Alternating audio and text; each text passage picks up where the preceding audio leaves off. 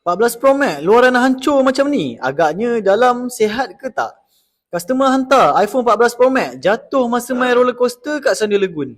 Bahagian atas phone hancur teruk, LCD pecah, kamera depan koyak, belakang rosak, flash koyak, antena wifi pun koyak, housing lagilah patah atas. Aku test cucuk charger, power normal. Customer cakap nak proceed housing kalau bot sihat.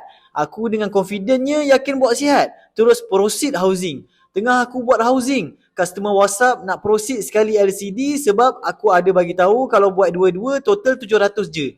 Untuk cabut wireless charging tanpa hilang magnet, aku kena buang dulu gelas belakang ni. Baru dapat magnet sempurna. Melainkan housing memang dah datang sekali magnet. Lepas siap housing dan pasang LCD baru, aku charge dan phone dapat on. Keluar pula lost mode. Aku minta customer password. Tapi iPhone minta Face ID pula.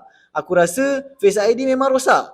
Tapi customer kata tak apa, dia nak settle sendiri. Aku pun pasang je semua luaran, hasilnya full. Macam phone baru. Tapi dalamannya ibarat manusia yang jual organ. Serba-serbi tak cukup.